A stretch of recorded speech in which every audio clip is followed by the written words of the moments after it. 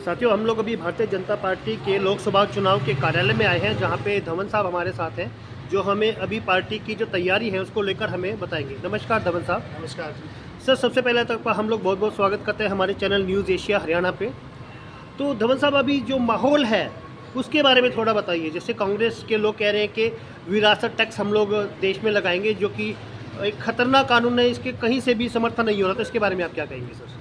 Sam Pitroda जी का जो बयान आया, जिससे ये है पता लगा कि कांग्रेस ऐसा चाहती है कि हिंदुस्तान में भी ऐसा एक टैक्स लग जाए जो विरासत टैक्स, जिसको आप कह रहे हैं इनहेरिटेंस टैक्स का नाम उन्होंने बताया, वो बिल्कुल गलत है। वो देश और हमारे देशवासियों के लिए कहीं भी वो कोई मैच नहीं करता। ना हमारे देश पे वो लागू होना चाहिए, ना होगा। ना हमारी सरकार उसका समर्थन करेगी, ना उनकी सरकार आएगी, ना वो होगा कभी लागू। उनकी मंशा क्लियर हो गई है। उनकी गलत मंशा है, वो लोगों की संपत्ति को हड़पना चाहते हैं। वो गलत है। वो कांग्रेस सरकार की हमेशा से नीति रही है। हम उसका पुरजोर विरोध करते हैं। तो सर, अभी जो कर्नाटक के अंदर जो सरकार है, वहाँ की जो राज्य सरकार है, उन्होंने ओबीसी कोटे से सभी अन्य जातियों को हटाकर एक विशेष जाति को इसमें रखा है। तो इसके बारे में आप क्या कहेंगे सर? कांग्रेस हमेशा ही तुष्टीकरण की राजनीति करती है। धर्म विशेष का वोट बैंक के चक्कर में वो काम करती है। वो बिल्कुल गलत है। हमारी सरकार कभी भी इसका समर्थन नहीं करती। जब भी हमारी सरकार आएगी इसको बिल्कुल ख़त्म करेंगे। और एक्चुअल में जो ओबीसी कोटा है उन्हीं को समर्थन करती है आरक्षण के लिए, और हमेशा करती रहेगी। सर, अभी कांग्रेस में जो राहुल गांधी जी है, वो कह रहे हैं कि मोदी जी अगर दोबारा आए तो ये देश के संविधान को ही ख़त्म कर देंगे। क्या ऐसा कुछ भी है सर?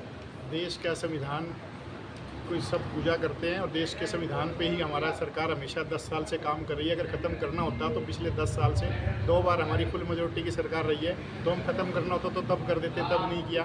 हमारी सरकार ने कभी संविधान के खिलाफ कोई काम नहीं किया। संविधान की मर्यादा के हिसाब से काम किया है, और वही करते रहे हैं और आगे भी करते रहेंगे। गलत अफवाहें फैला रही हैं। सर, बेरोजगार के मुद्दे पर लेकर बाजार में बहुत सारी चीज़ें बोली जा रही हैं कि जो भारतीय जनता पार्टी की जो सरकार वर्तमान में है, वहाँ पे बेरोजगारी और जो महंगाई है वो बहुत ज़्यादा बढ़ गई है। सर, इसको लेकर आप कुछ बताइए सर। बेरोजगारी बढ़ी नहीं है, बल्कि घटी है।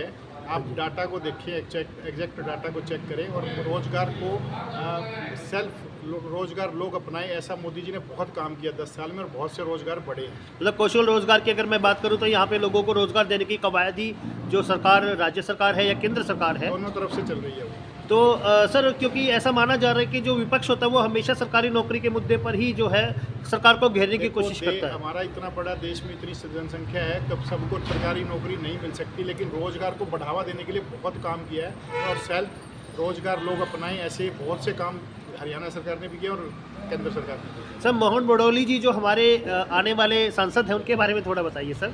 मोहनलाल जी एक हमारे संगठन के कार्यकर्ता से शुरू होकर आज एमपी कैंडिडेट तक पहुँचे हैं। उन्होंने जिला परिषद का चुनाव लड़ा कुछ साल पहले ही 2017 में, और उससे लेके वो फिर विधायक बने, और आज हमारे एमपी के कैंडिडेट हम देश की सबसे बड़ी पंचायत में जाने जा रहे हैं। बहुत ही नेक इंसान हैं और पब्लिक से जुड़े हुए नेता हैं, और कार्यकर्ताओं से मिलकर चलते हैं। सर, अब की बार 400 पार ऐसा नारा आप लोग दे रहे हैं, तो लगता है देश की जनता है पूरा साथ देगी आपका? पूरा साथ दे रही है। और हमारी जहाँ आज हम यहाँ बैठे हैं, वैसी तो हमारी जिम्मेवारी हमारी सोनीपत सीट की है, और सोनीपत सीट हम ज़्यादा से ज़्यादा मतों से जिता के मोदी जी के झोले में डालेंगे, और 400 में एक हमारी सीट होगी।